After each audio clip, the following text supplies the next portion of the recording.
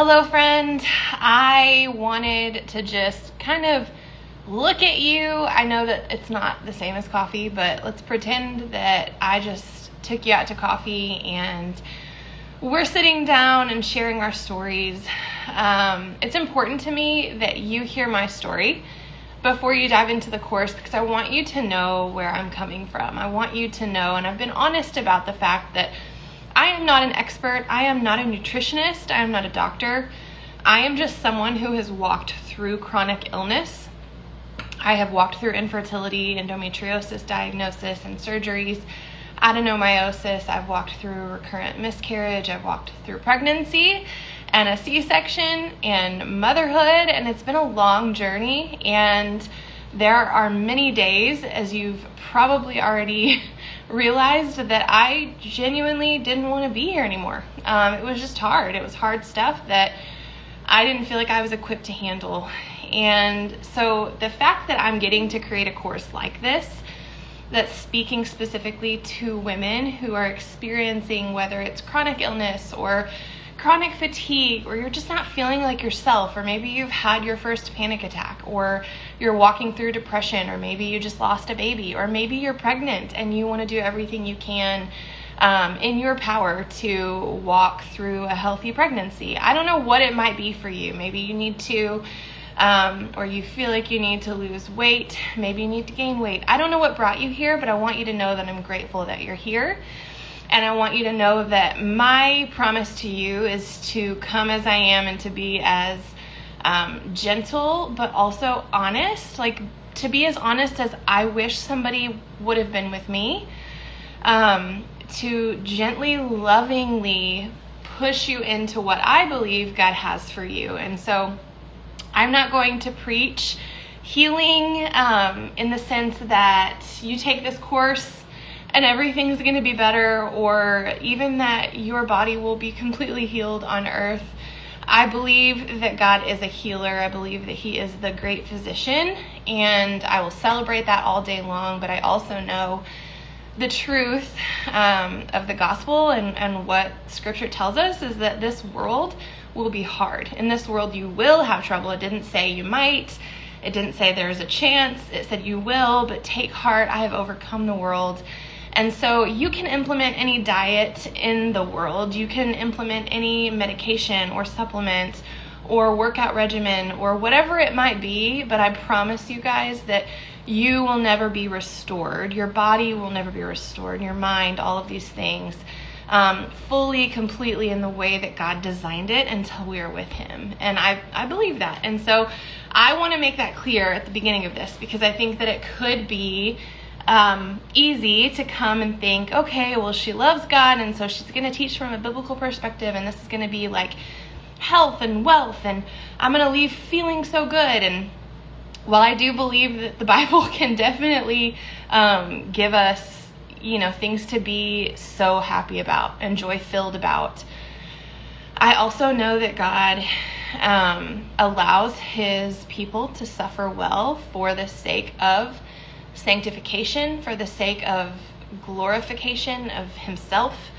And these are really hard but really beautiful truths that I don't want to skip over. I don't want you to ever come here and think, okay, well, if I just do this, or if I just X, Y, Z, or if I just fill in the blank, then I'm going to end up with a baby, or my healing journey is going to look just like hers, because the reality is that's not true.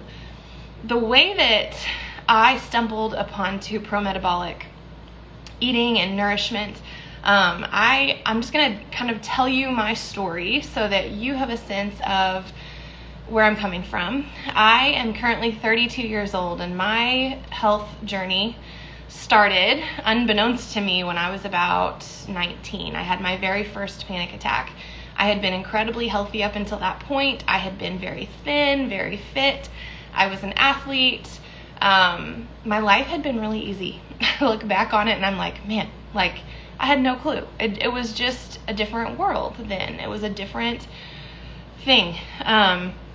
The way that I navigated through life was, this is me being very honest, by my looks, by smooth words, and that was pretty much it. I felt like I kind of got by in that way. And then I started to see these little smoke alarms go off in my body at a young age. And I got married, and about 3 months before my wedding day, one of my very dearest friends committed suicide. And I don't share that part of my story to say, oh, woe is me, that happened. All of us have really hard things that have happened. I say it because it's a big piece of my trauma that I believe kickstarted for me this situation in my body. I think it was part of it. I think there was a perfect storm of events, which I'll get to, part of that being birth control. But the grief that I experienced, the shock, the overwhelm, the stress, the anxiety, all of that in my body for the first time. I had never really lost anyone that close to me, and this was a massive loss, and it was incredibly unprecedented. It was incredibly unexpected, and I didn't know how to handle it, and I didn't handle it really very well at all. And so I got married, and a few months into my marriage, I started to see these things in myself that just weren't normal. The first symptom being dizziness.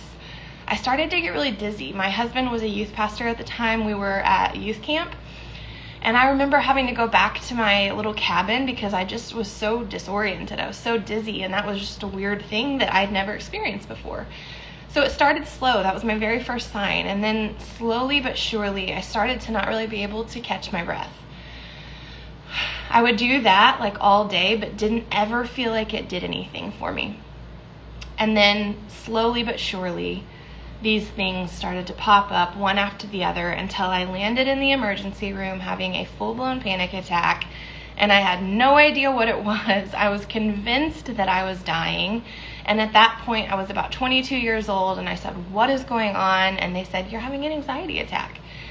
I had had a panic attack when I was 19, but nobody ever told me it was a panic attack.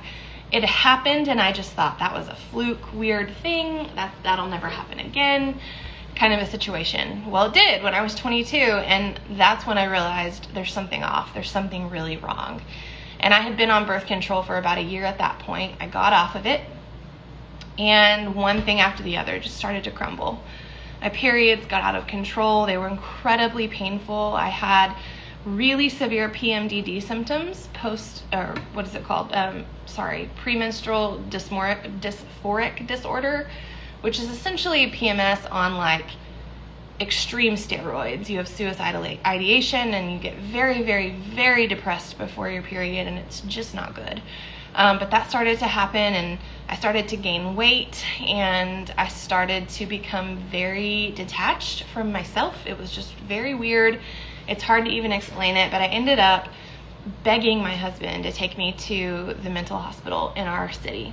And I went in and I said, I just need to rest. I can't shut my brain off. I can't take a deep breath. I'm exhausted. I'm terrified. And they said, well, do you want to harm yourself? And I said, no. And so they sent me to the doctor down the street that prescribed me 3 medications, an anti-anxiety medication and 2 antidepressants.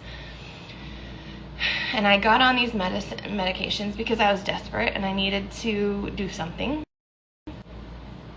And I ended up becoming addicted to a medication that should be prescribed for about 1 to 2 weeks. It was given to me for 5 years, and it messed with my body in a lot of ways. During that time, I had a miscarriage. Long story short, my health just declined over the years. And it was sure. Like, it wasn't like, oh, I'm doing a lot better. And it was just like a steady decline. But at the time, like, I had always just grown up being told the basic things that you're told when you go to the doctor. And not to mention, like, we are all kind of fed this weird lie that doctors are authority and that they are the smart ones and you're the stupid one and you didn't go to school, and so you listen to what they say and then you leave. And there's no advocating for yourself. There's no standing up and saying, no, this is my body. I'm literally the only expert besides Christ on my particular body. I know it better than anyone, and I need you to listen to me when I say that there's something wrong. So the first time that I had a miscarriage, I was told, you know what, we're not going to worry about it until you have 3 miscarriages in a row. And once you have 3 in a row, we'll start to really look for answers. And I thought to myself, who came up with that? What doctor decided that that was an appropriate way to handle a woman experiencing the loss of a child? Because make no mistake, that's what miscarriage is. And it was about that time that I started to realize, if I don't start standing up for myself and advocating for myself and figuring this stuff out at least a little bit outside of the doctor's office, then I'm going to be done for.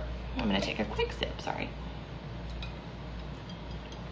And so it was about that time, this was about 7 years ago, that I just started to research a ton. I started to educate myself. I started to read up on different medical journals. Before I would go to the doctor, I would make sure I understood the process of how certain things worked that I was going to ask about, and just wanted to make sure I was educated. I wanted to make sure that I was taking the steps I needed to in order to advocate for myself and for my health, because I knew that no doctor that I was going to see would care as much about my family, about my womb, about my hormones, about my life as I did. And so that's what I did, and that's how I became really interested in health. All the while, my health was continuing to decline. So long story short, 3 miscarriages total, 3 years of infertility. I've had 1 healthy miracle baby, praise God for him. But it's been a really long road, and that's just the tip of the iceberg. There has been insulin resistance. There's been weight gain that has been really, really hard to touch or to lose. There have been so many different things, chronic fatigue, recurrent infection, things like that. My hormones have just been a mess. And I came upon this idea of pro-metabolic eating. And very quickly, at first it confused me, because I was like, wait, isn't this just like eating healthy? And turns out, yeah, pretty much. Pro-metabolic eating, essentially, at the end of the day, as many technical definitions as we can come up with, at the end of the day, pro-metabolic eating is feeding your body things that it can digest well, that it can absorb well, the most bioavailable foods, so that your body can function properly, so that it can go through the processes that it needs to in order to function the way that God designed it to. How are we going to do that? By feeding our body good things. Now there, yes, are nuances, and there's certain things like you don't want to eat, necessarily every single day for lunch, a cruciferous salad and digest that every single day, because why? It's not super bioavailable. Whereas if you saute your spinach in something like ghee or full fat butter or whatever it might be, your body's going to have access to those nutrients and those minerals quicker than it would if you were putting something like just raw lettuce into it. Okay, so hear me when I say you didn't sign up for this course just to hear that, hey, pro-metabolic is just eating healthy. Obviously, there are certain things that differentiate it. But I want to simplify it in a way to you that for me, once I absorbed it, it clicked in a way that no other thing had. I've done keto, I've done AIP, I've done the blood type diet, I've done Whole30s, I've done paleo, I've done it all. And I've lost weight on things, and then I gained it back, then some. I've seen inflammation go down, and then I get it back, then some. Because all of those things are based on an end. Whole30, you do it for 30 days, and the idea is to then ease back in and live a paleo lifestyle, right? But when you deprive your body of certain things and you set all these rules in place, and it's very regimented and stressful, I think that we can overthink it in a way that our relationship with food and nutrition deteriorates. It literally deteriorates. It's impossible to look at food with joy, which is, I think, how God designed, and we'll talk about, biblical principles surrounding food and what God says about food and nutrition and things like that. spoiler alert, he doesn't reference gluten or nut milk or anything like that in the Bible. So that's a relief for all of us. But I do think that God's design, it should be a way that we glorify him. Like, he's provided these things for us in order for these vessels that he's given us, that he literally created based on a reflection of himself. He's provided us these foods to feed ourselves so that we can do the things that he has ordained us, that he has called us to do as followers of Christ. And so once I started to think of it in that way, and I stopped thinking about my pant size or my weight. I stopped thinking about how much weight am I going to lose this week, and it needs to be more the next, and I have to look different by next summer, and I can't wear a swimsuit if I don't look like XYZ. That all went out the window, and it became, Mallory, I am worthy of good things because I am Christ's. Period. Hard stop. So whoever I'm talking to right now, hopefully a lot of different women at the end of all this, but put your name in there and say, I am worthy of good things because of whose I am. That doesn't make sense. I am worthy of good things because of whose I am. It does make sense. Because I'm Christ's, okay? Because I am Christ's. He has created you, therefore you are worthy of good things. He has created you in his image. You are his workmanship. You are his heir. And so once I was able to really digest that, then I started to say to myself when I woke up in the morning, because I used to wake up with some hunger, but it would be for coffee. If you can hunger for coffee, it would be for coffee or sugar in some way. And that's all I would want throughout the day. All I wanted was carbs. I didn't really ever crave protein. I'm going to take another sip.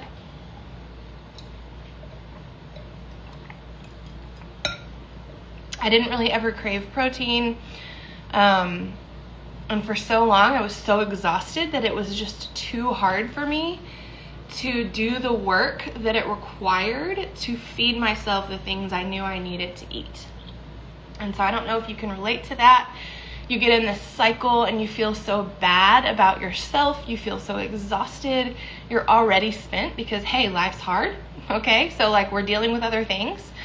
And sooner or later, we become the least prioritized thing in our life. And that sucks. But it's reality oftentimes. And it's going to take a toll on your body. And so you're pouring out, and you've all seen the visual of you pour this cup's going to become empty. And that's what happens to our bodies. Our mineral density, depleted. Like we have no minerals left almost. I mean, we would be dead if we had none, but we have so little to work from. Our nutrients, our calories, are empty. And people get offended when I say this, but the reality is that in my mind, in this world, the reality is that we are overfed, especially in American culture.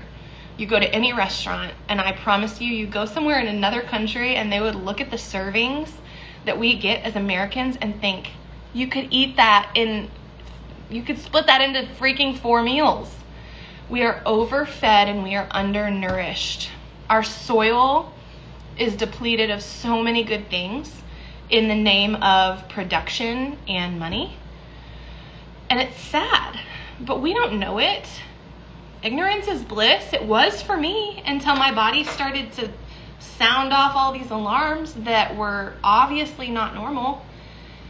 And guys, I pray to God that for most women, that's why I'm making this course. It has nothing to do with money, although I'm grateful for that because it means that I can do this and focus on it fully. The reason I'm making this course is because if I knew what I know now when all of this started, there's a possibility that I could have prevented a lot of things from happening that broke my heart and that have broken my family's heart and have changed the course of our lives.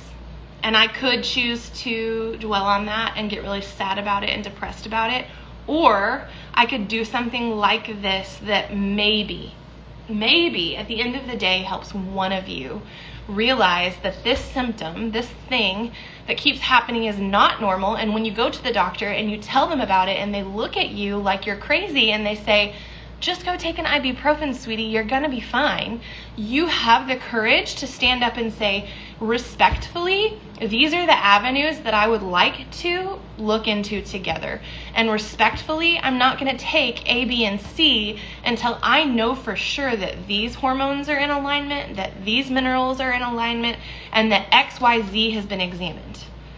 I'm not gonna become addicted to this medication just so you can put a star, in your hat, or whatever it's called, a feather in your hat, right? Like, we're not here to stroke the egos of doctors. We're here to live our healthiest lives so that we can serve people well, so that we can love people well. And please hear me when I say I am not anti-doctor. I am grateful for Western medication. I think that there is a time and a place. I think it's amazing that our technology has come as far as it has. I also think that we have skipped, in the name of convenience and money, we have skipped so many steps when it comes to the average treatment, especially of a woman, of a male too, but when it comes to a woman's reproductive health, when it comes to periods, when it comes to things like that, I think that women have been really cheated out of living their healthiest lives. And so I don't want you to think that I'm here to demonize doctors. I've forgiven the doctors that have led me down a weird path because it's brought me to where I am and it's made me who I am, and I'm grateful for that. But it's important to me that I hopefully help educate just a little bit. I don't need to be an expert in this space, but that I hopefully help educate someone on your worthiness of advocating for yourself, what eating with intention looks like, how you can use food to pursue healing in your own life. You are worthy of good things. And so once I started to realize Mallory is worthy of good things, once I started to implement that into my life, it started to flow over into the other parts of my life that I didn't even know were completely dried up. My marriage, my relationship with my friends, my relationship with my church community, and the people who had held me accountable in the past that I had just pushed away. My relationship with so many people in my life had been affected, including my relationship, especially my relationship with myself.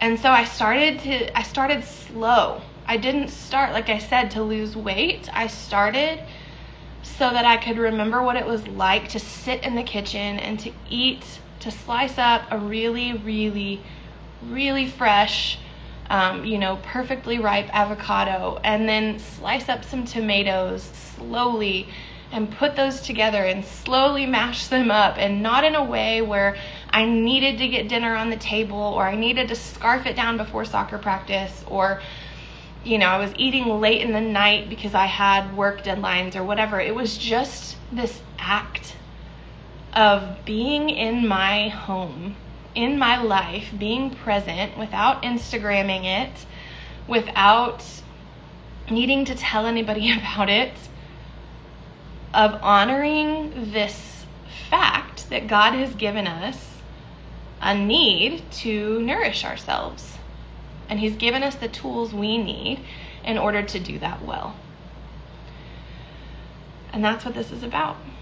And so once I started to do that, my life is not completely different. It's not 100% better. I'm not pregnant all of a sudden. I've lost about 25 pounds. I've lost a lot of inflammation. I've also had really bad days where I forget that I am worthy of good things and to pursue that relentlessly.